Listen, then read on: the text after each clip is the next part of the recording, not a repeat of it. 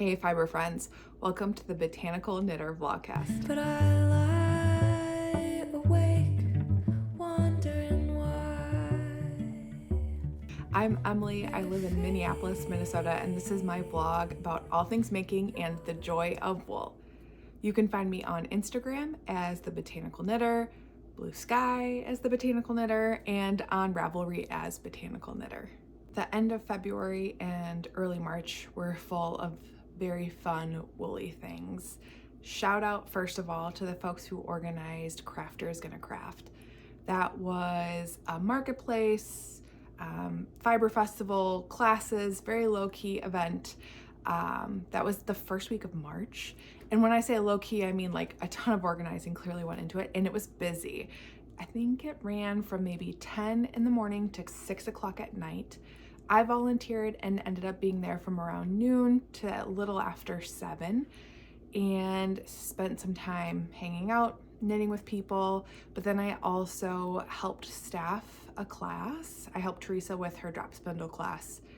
I attended my own class. I learned how to make body butter with coconut oil, and shea butter. It smells really good. I'll put all the info on the teacher below. That was fun. There was a marketplace with several vendors. I ended up buying yarn from Susie of Fiber MacGyver, and I'll show you that in a little bit when I talk about my whips, but that was fun. So here's some footage from that event.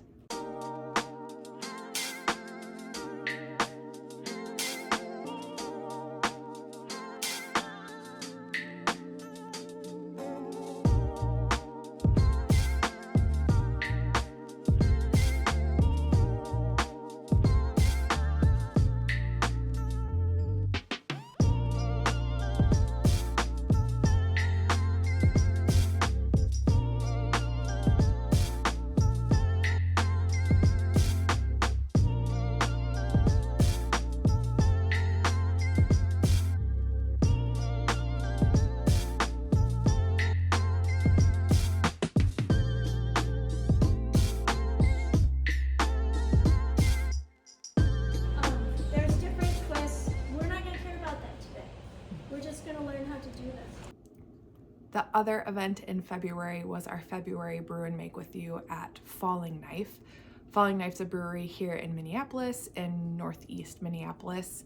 I hadn't been there since before COVID, and prior to that, it was a brewery called Northgate, I think. My friend Laura from Dandelion was the one who ended up connecting me to the taproom manager, and it ended up being a really lovely space. They were so nice. There were a ton of us. We definitely took over that brewery. And we're gonna go back for the March Brew and Make with you, which I'm excited for. It's always really nice when breweries want us there. They don't charge us. They recognize that we give them money. They give us space to build community. And that was really fun. So here's some footage from Brew and Make with you. Just like that on Facebook.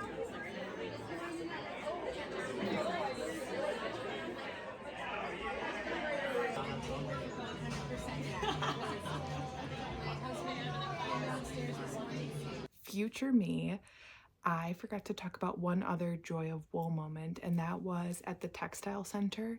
They had a fiber festival, and then we were also able to walk through the galleries of the McKnight Fellows. Other artist, Amber Jensen, is a fiber artist and has done some amazing woven art.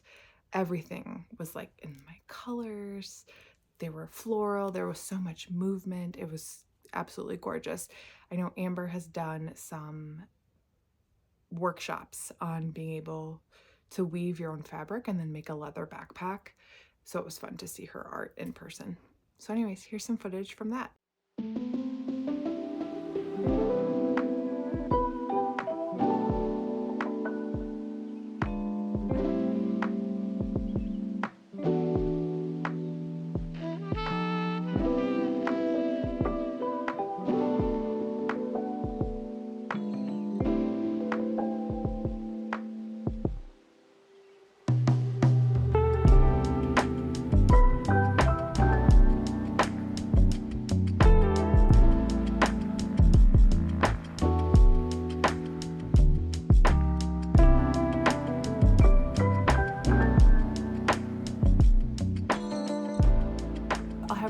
vlog footage from the past couple of weeks of my life at the end, but thought I'd start with community and really fun things that are happening here in Minnesota.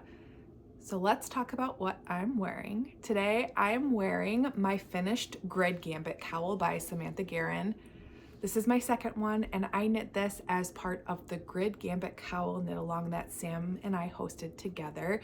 It ran from January to March, I think. Thanks to everybody who participated. I loved going through the hashtags and seeing everybody's combo. What was extra special was seeing everybody's handspun and either their own spinning or the yarn they got from the swap that we coordinated the handspun exchange.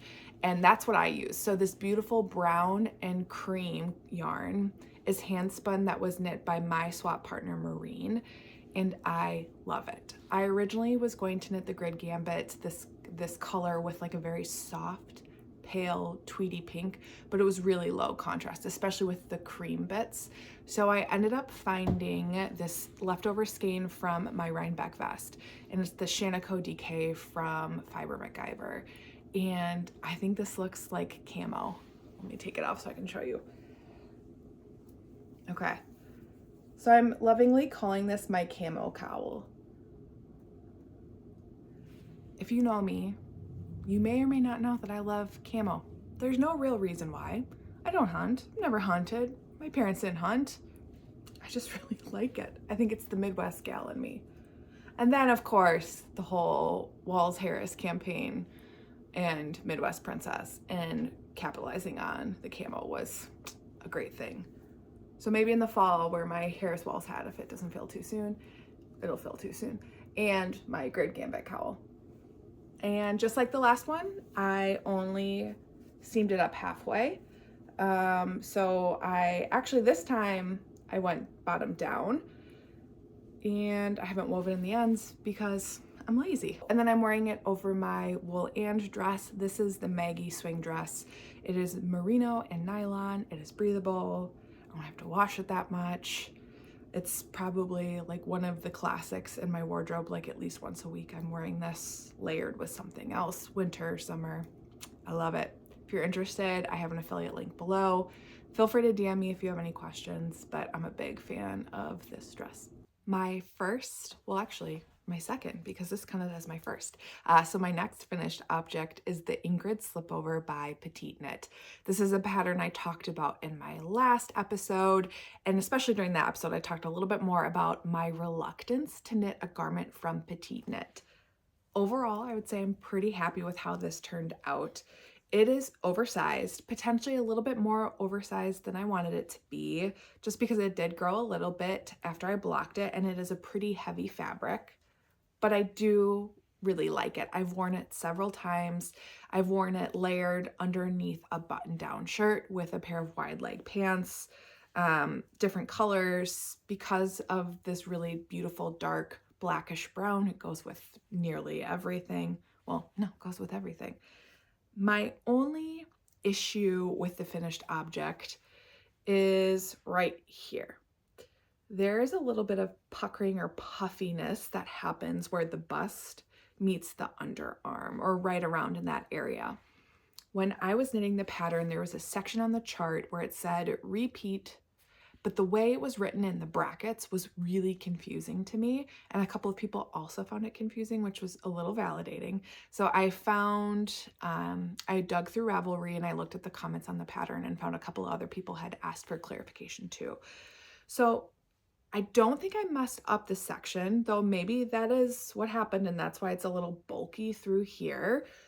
But the pattern matches, like it's cohesive through the ribbing. So who knows what I did. It was puffy before I blocked it. It's puffy even after I blocked it. So you can see this little bit here. If I'm wearing it and my arms are down, you really can't see it. I don't think people really are staring at it. You know how it is when you make something, you fixate on it. But that's my only part of the pattern. Otherwise, I do really like how it fits. I like the oversized nature of it. The texture is gorgeous. The yarn is yummy. This is yarn that was made and milled by Teresa at Get Bentz Farm. I helped with the carding process, blending the Corriedale with the alpaca, and then my yarn scraps. So all in all, I think it's pretty. These color bits you can see through. Here's some reds right there. That is, the reds are from that jewel weed from Ritual Dyes. I remember that color. Anywho, I like it. Would I knit this pattern again? I don't think so. Would I recommend it to somebody? Yes, with the context of like it's a little confusing in spots. DM me if you have questions. But I do think it's beautiful. The texture is stunning. If the fit is what you're looking for, like this does the thing. It feels very trendy right now. Like a lot of PetiteKnit patterns are, you know, that Scandi style is so in right now. But I do also recognize that this is definitely a timeless piece, especially because the yarn makes it so special. So it'll always kind of stay in my knit collection. I will say, let me show you my scraps. I'm already planning on making yarn again, like I did for that sweater. So that one featured my 2023 figure 8 ties from my skeins. I want my yarn for my 2024 projects to have more colorful bits, to be a little bit more obvious. So this year, I intentionally tried to save all of the ends. And so I put all the figure 8 ties in here, but then after I wove ends or wove in the collar at the end, I kept all the clippings and put it in here, which means there were scraps around my house everywhere because I would save them instead of just throwing them away, which the cat loved, the dogs loved. I think they saw them as like their toys. So anyways, here's all my 2024 scraps. And then of course, I've already started my 2025. And you might be thinking, wow, Emily, it's mid-March and you already have a lot of scraps. It's because I've been knitting a ton. All right. My next finished object is the Variations Cowl #1 by Tiff Neilan. This is a test knit. The pattern isn't published yet at the time of this recording, which is Sunday, March 16th, but I think it's going to be published the week of March 17th. And here it is. Please ignore my end that is not woven in because I like to live on the edge. Isn't she a beaut? I love this cowl. Mostly garter stitch, you knit it flat, and then you have this really cool detail, the exposed seam at the end. Here's the neckline with the really pretty detailing. Let's talk about the yarn I used. So this yarn the pattern calls for 5 colors. You have 2 main colors and 3 contrast colors. My cat is just circling me like a shark. There he goes. I think he was trying to find a way to jump up in my lap, but there's no room. Anyways, squirrel. I think that's my first squirrel moment of the episode, I think. Anyways, 5 yarns, 2 main colors. My first main color was this cream.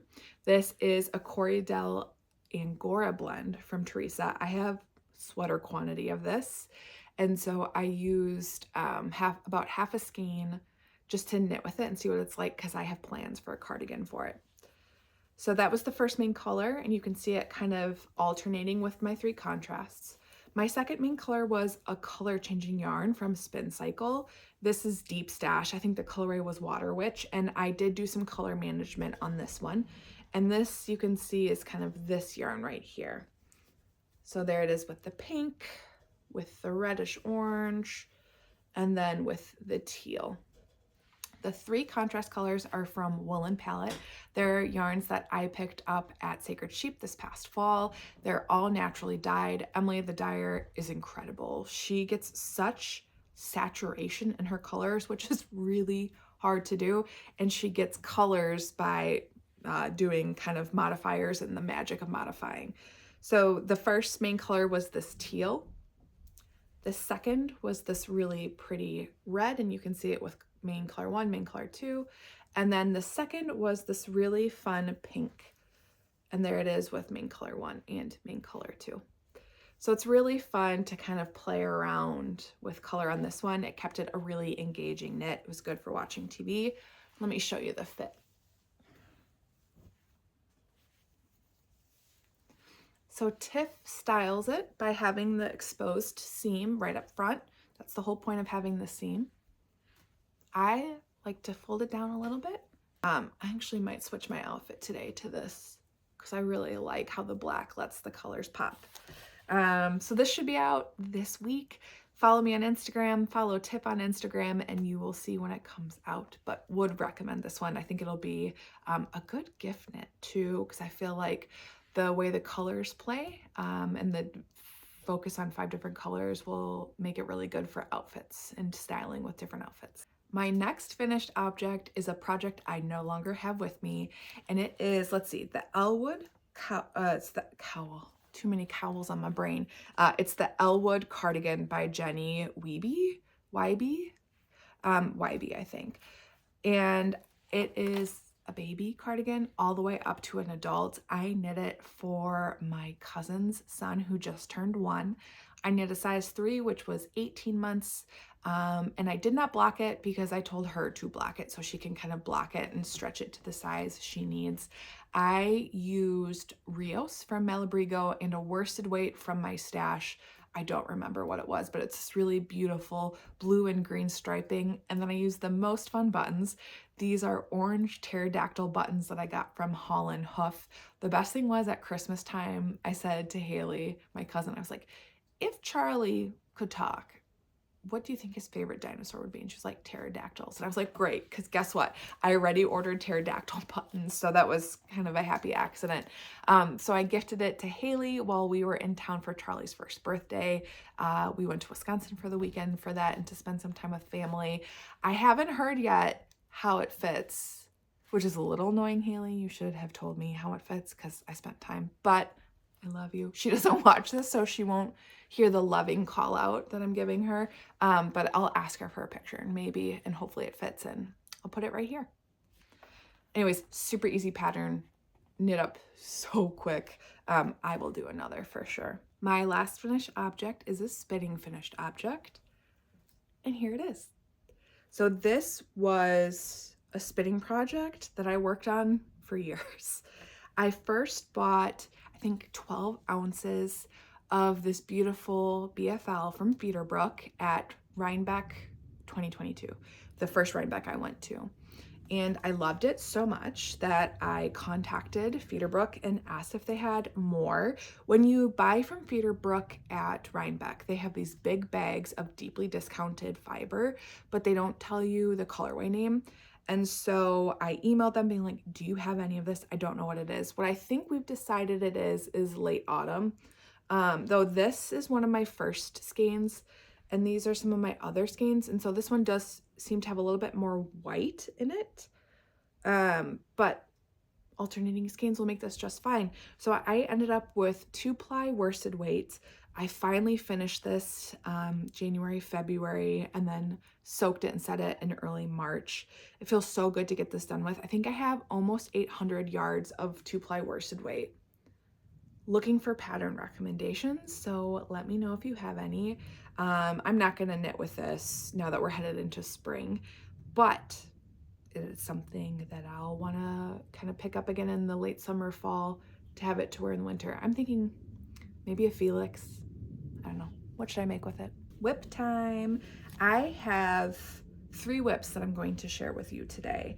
I will say the Cozy Cocoa Hood that I had showed, the honeycomb brioche, it was like really that beautiful brown, it's gonna get put away. I don't want to work on it right now. There's so many other things I want to be working on, and we are having a false spring in Minnesota. It will snow again at least once more before we transition officially to spring, but I'm not gonna wear it. I'm not gonna have it done in time to wear it this year. So it is being put in the chest for later, and also so I can focus on more test knits. I have a problem. A test knitting problem. Okay, the first is the Avenue Tee by Tori Tori Knits NYC on Instagram. I am doing the V-neck version of the tee. Back last year, maybe in the fall, Tori published the Avenue vest, which came with a crew neckline or a V-neck. I have plans to knit the crew vest, but I thought when I saw this call, great, perfect. And it's an opportunity to use some of the yarn in my stash. This is Gloaming from ZZ Textiles on her natural fingering base, which is non-superwash. I really like how it's pooling. Once I I have 3 skeins of this, which makes it perfect for this tee because I'll use nearly all of it. The shaping is fun. I've never done a V-neck garment before.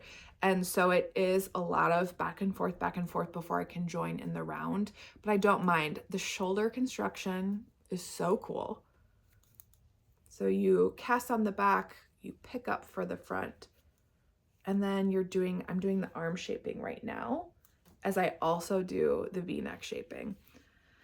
Tori makes such cool patterns. I love how all of them fit my body. They take a little bit more time because it's not just knitting in the round and doing these raglan increases, right? Like it's this very cool construction that almost always means I'm really gonna like how it fits. So yeah, fun little tee. I will say I had to go down a needle size. I probably could have gone down 2 needle sizes, but I was not about to knit a whole tee fingering weight on US 2s. So I'm using US 3s and it seems to be going okay. I'll pay attention to my gauge once I join in the round because I will probably modify it a little bit. I get to be a little bit tighter knitter when I go back into the round instead of knitting flat. But making good progress. This is due in mid-April. So I started this a couple weeks ago and I've just been slowly working on it here and there, getting through definitely the most kind of monotonous part of it, which is the increases. And it's in my Barley Pearls library bag with snaps, my favorite. Okay, the next whip is another cowl and another test knit.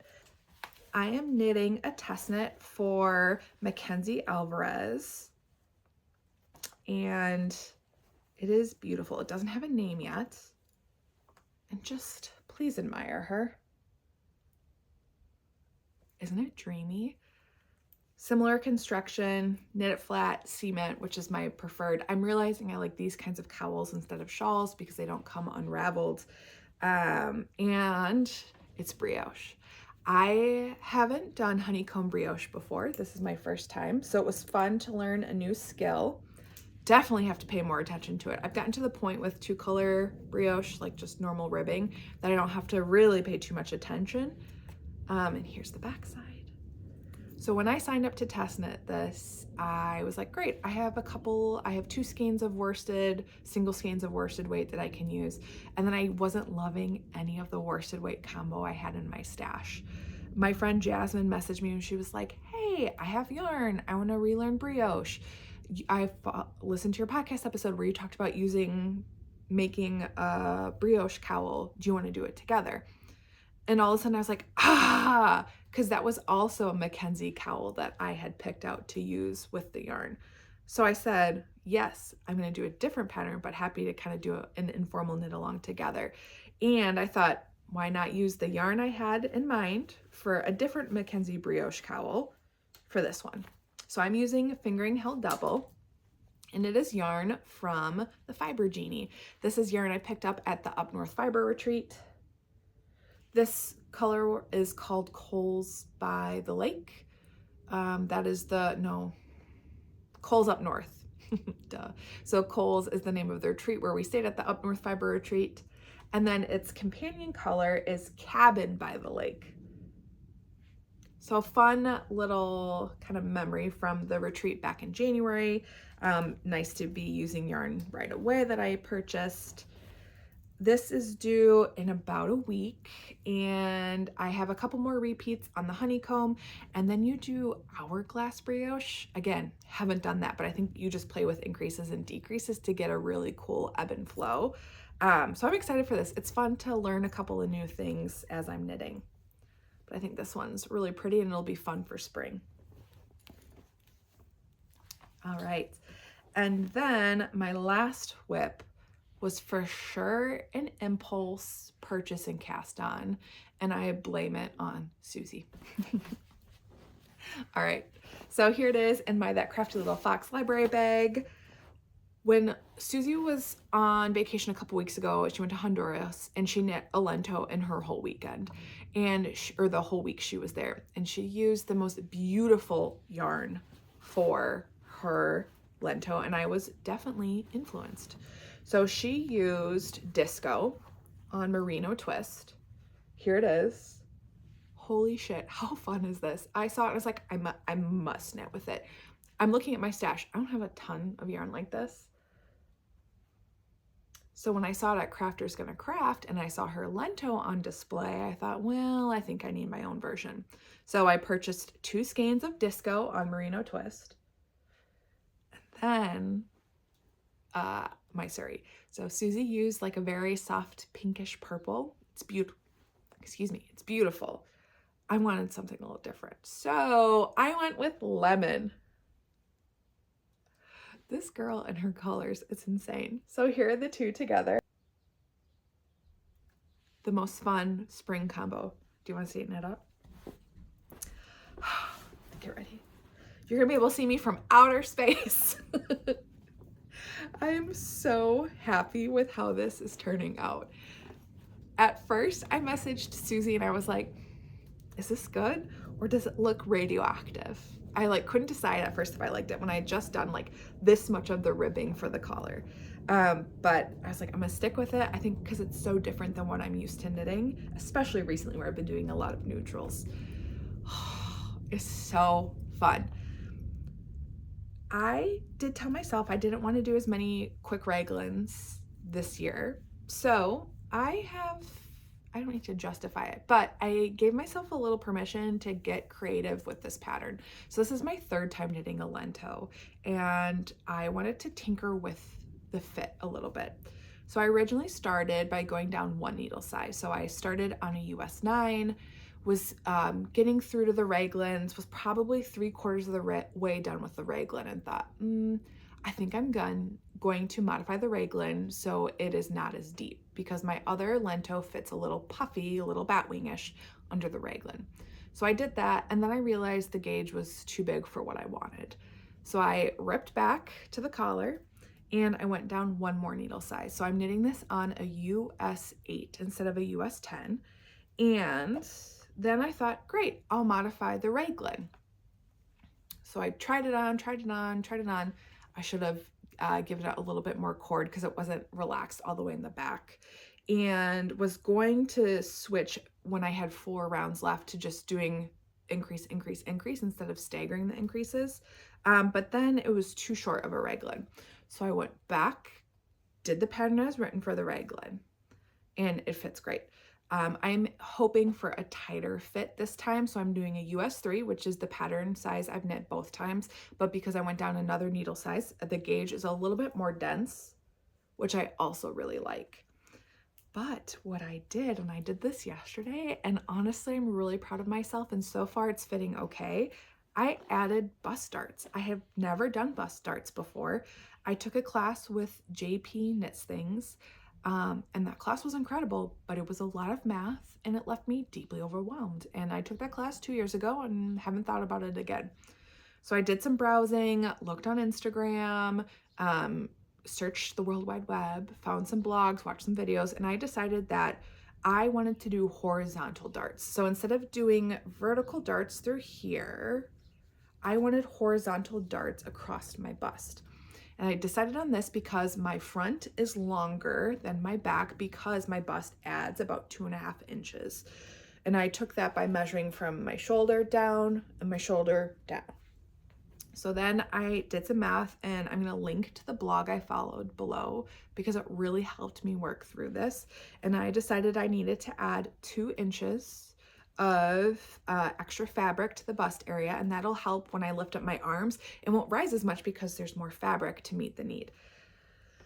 And then I did short rows. I just did German short rows instead of wrap and turns. And my gauge when I knit flat is a little bit looser, so I probably could have gone down a needle size, but I think it'll block okay. So here it is. Let's see. So you can see needle, or here's the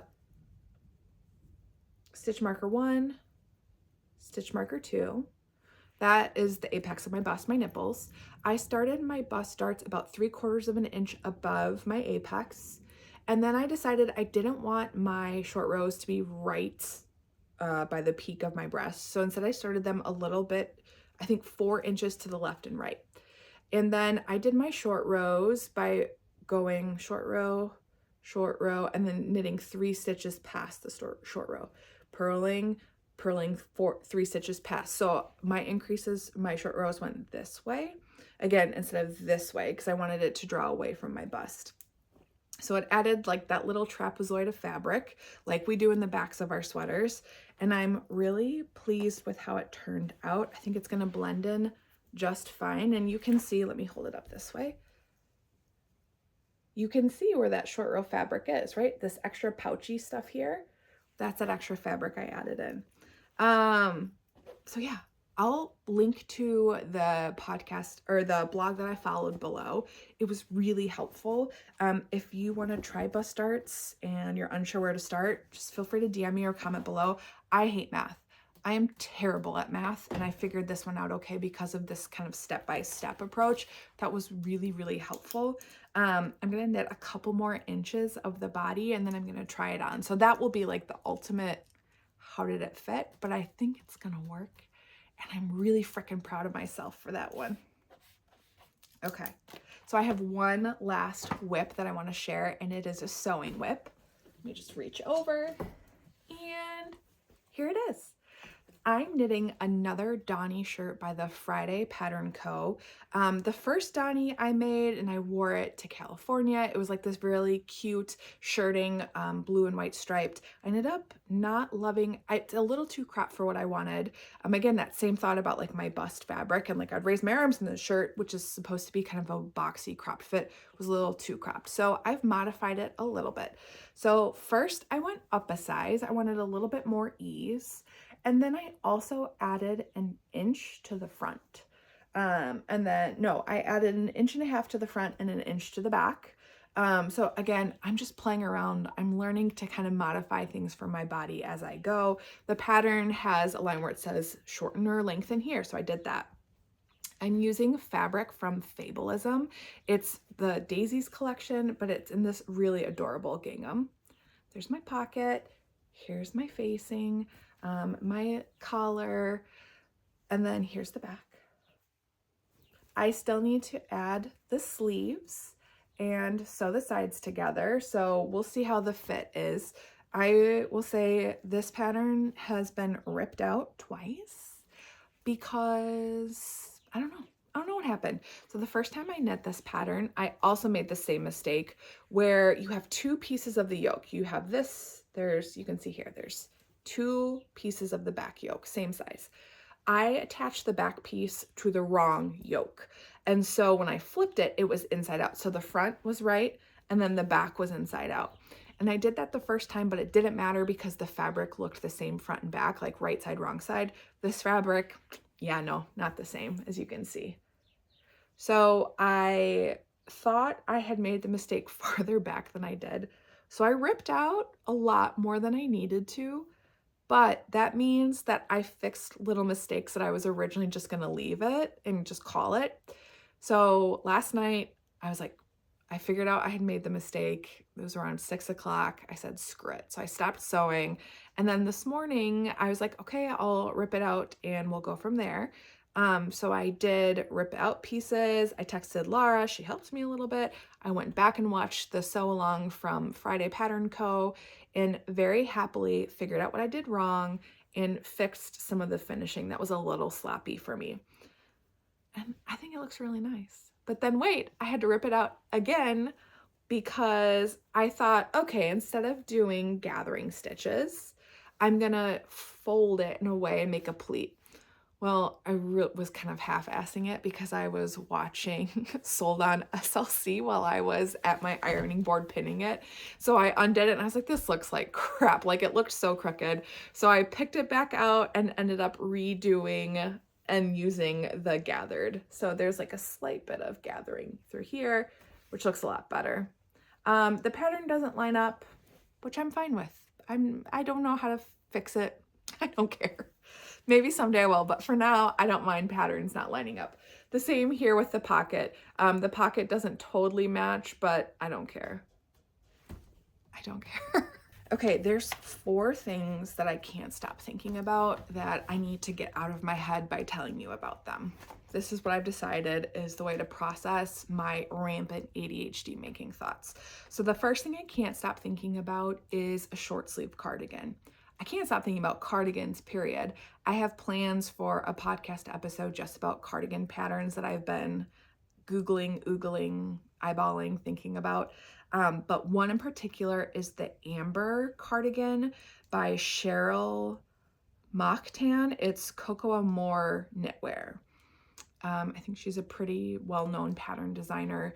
This cardigan is in the newest Lena magazine, issue 24, which I usually don't, I'm not a big magazine or book gal. I like my patterns on my iPad through Ravelry and Knit Companion. But everybody in our knitting group at Dandelion has been talking about this magazine. And so I was flipping through it at the shop the other day, and this short sleeve cardigan caught my eye. She's beautiful. So it is a DK weight cardigan.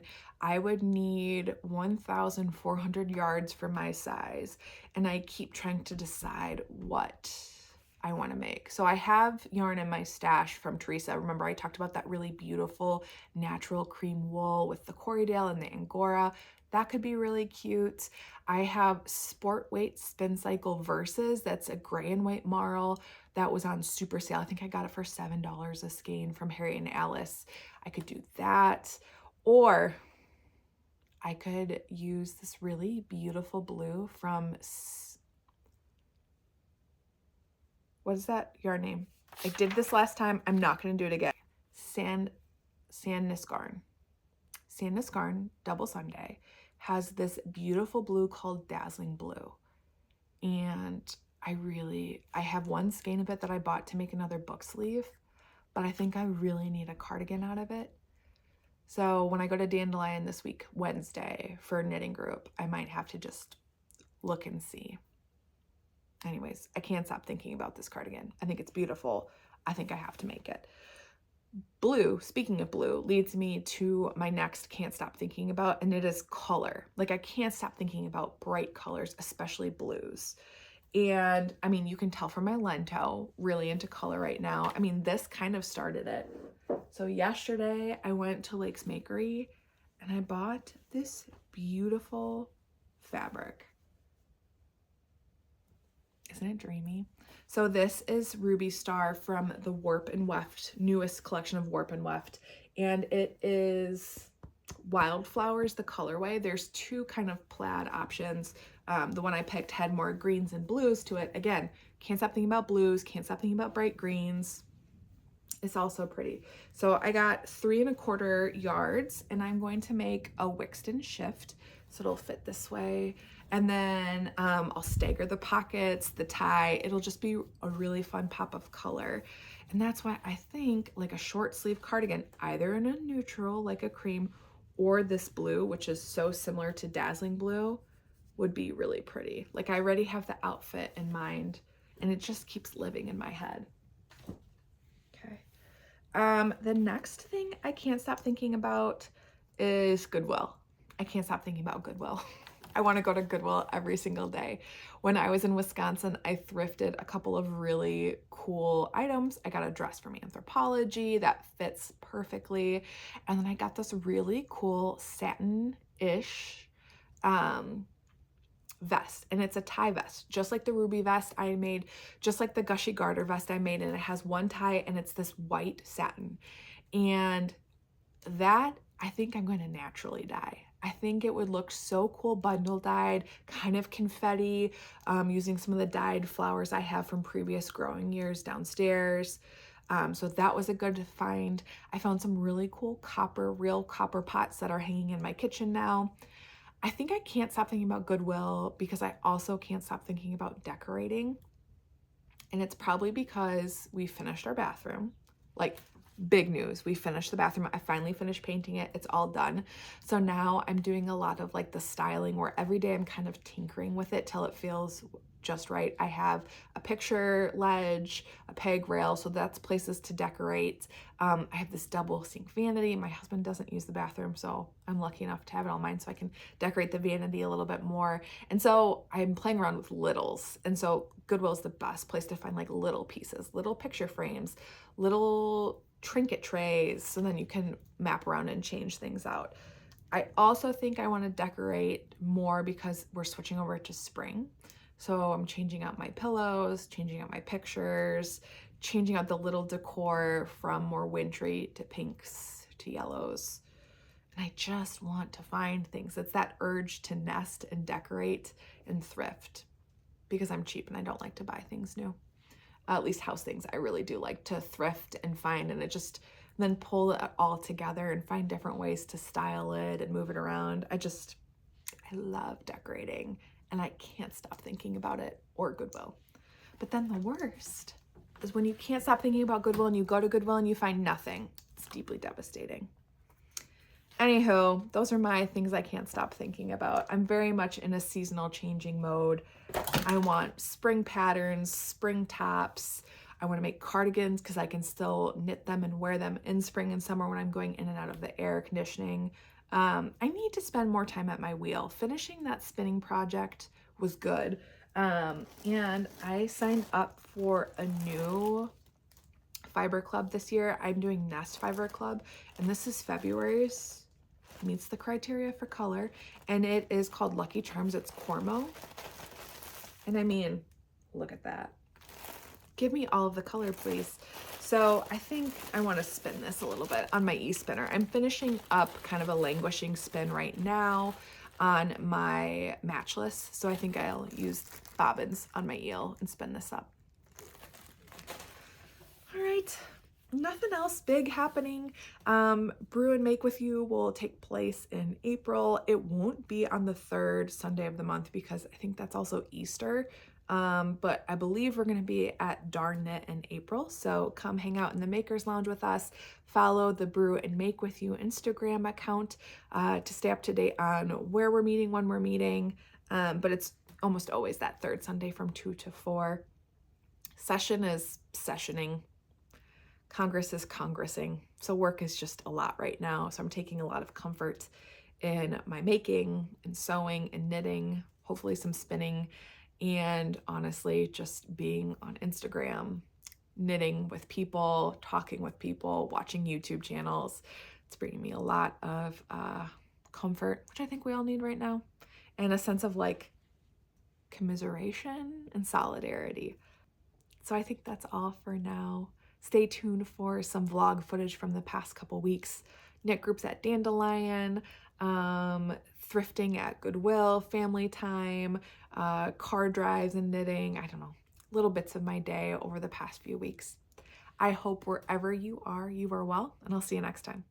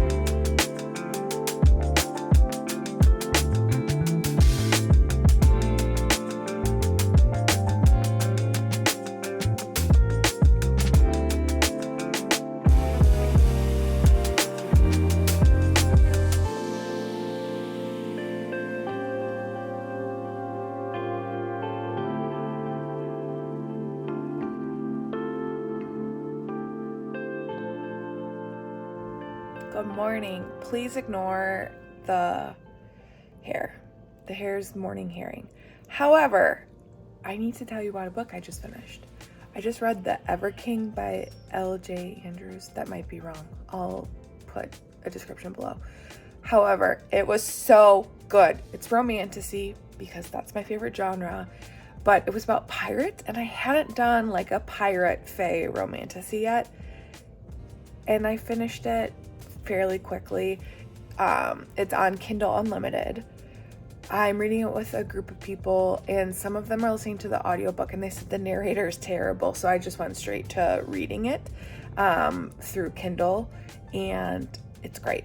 Loved it. Would recommend. The second book, The Ever Queen, is not on Kindle Unlimited, and so I'm gonna go see if a bookstore near me has it.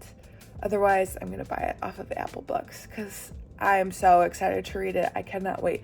I looked for it in Libby and it's not in Libby. So anyways, would recommend. A little book talk for you.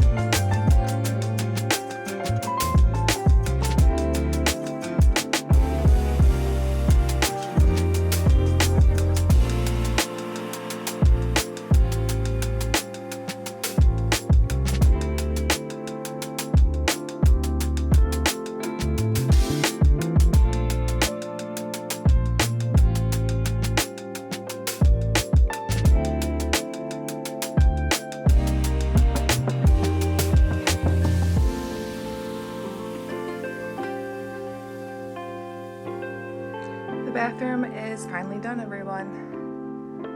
All right, so we have a 2-sink vanity. At some point, I'm gonna spray paint those brass. Here's the vanity. Over here is the toilet. We didn't want to take out the chimney stack, so we did custom shelves and used it kind of as a divider from the bathtub. And then over here is the bathtub area. I have this little shelf here for jewelry and perfume. Those are the curtains I sewed. And then a peg rail where I can hang towels. Here's our acrylic clawfoot tub. And then Chris did an amazing job doing this custom little built-in piece right behind the toilet. I thrifted this brass duck hook years ago. So it's where I put my robe and a towel. Ignore the mess back there. But yeah, it's done. It feels so good. I'm really obsessed with the tiles. The wall color ended up being a color from a hotel we saw in Seattle when we were there for the first year of Flock. So yeah, hooray!